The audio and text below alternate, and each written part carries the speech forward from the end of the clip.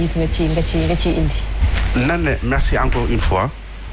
Moi, je pense que débat bi posé woon nañ ko déjà depuis 2016. Élection présidentielle yi les gens en ont parlé et récemment ci fin d'année bi je me rappelle Babacar Fall bu RFM interpellé woon na bon posé woon na une question au président en ce sens pour mu dégager une position claire donc débat la boo nga xamante ni d'ici 2024 dafay ñëw li ko waral mooy les textes ne sont pas clairs ou bien les gens n'ont pas compris l'esprit de des textes ou bien la position du président est quand même mais dans quel sens les textes ne sont pas clairs? Parce que c'est très clair, suñu waxee nul ne peut exercer plus de 2 mandats consécutifs. En fait, moi hier sur Dakar Time on a publié une information boo nga xamante ni j'ai quand même compris que finalement soit ñun duñu lire parce que am na ñu ko évoqué woon dans le passé hein. Oui. Mais quand même j'étais surpris de constater dans la décision 2016 bu février 2016 rendue par le Conseil constitutionnel à la suite de la saisine du président de la République du 15 juin de la même année ñu préciser à l'article au point 30 de la décision que en fait le mandat en cours bi président doon exercer bi mu koy saisir c'est-à-dire en 2016 le premier mandat est hors de portée de la nouvelle loi, c'est-à-dire de la nouvelle constitution bi ñuy voté. Cela veut dire quoi? Cela veut dire que au niveau du Conseil constitutionnel quand même les juges ont écarté le premier mandat du président de la République. Ah bon? Et le texte est dans le site du Conseil constitutionnel depuis 2016.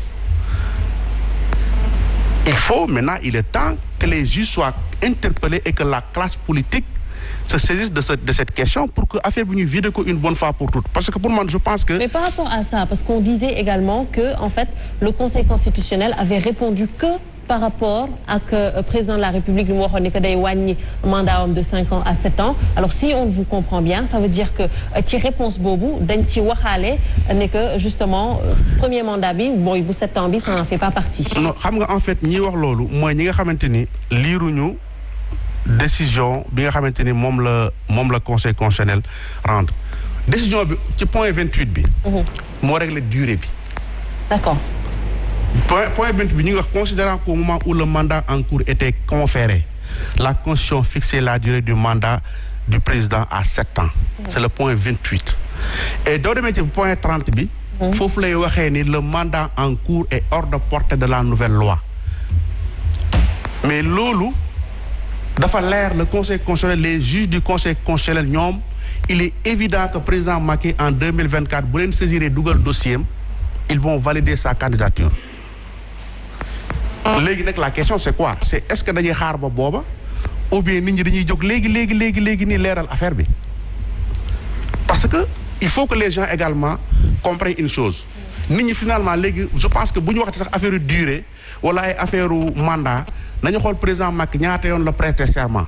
léegi nañ teg débat bi ci nombre de prestations de serment bi rek affaire bi leer il a prêté serment 2 fois donc les 2 mandats sont consommés. Et en plus lui le président Macky Sall par exemple dañu ne pour nga nekk candidat président élection présidentielle il faut nga am 35 ans. Oui. Mais ku am 18 ans bu ko neexee mu déposer mais la validation de la candidature et de la responsabilité du Conseil constitutionnel Macky bu ko neexee mu déposer ah on n'interdit pas le dépôt. Oui. Le dossier. Ku mu neex nga déposer. Mais c'est le Conseil constitutionnel qui valide les candidatures.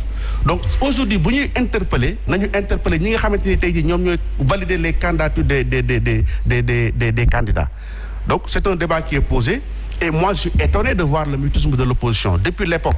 Soit nos leaders, les opposants, ils ne lisent pas, ils ne s'intéressent pas à ce qui se passe, ou bien à chaque fois ils attendent à ce que affaire bi ni kët ni jonn ñu soog a jóg bëgg a amate les gens. Aujourd'hui que ça soit les professeurs d'université, que ça soit les professionnels du droit, que ça soit la société civile et les acteurs politiques, on doit se retrouver pour essayer de vider cette question-là balaa mbay di wey buus. Justement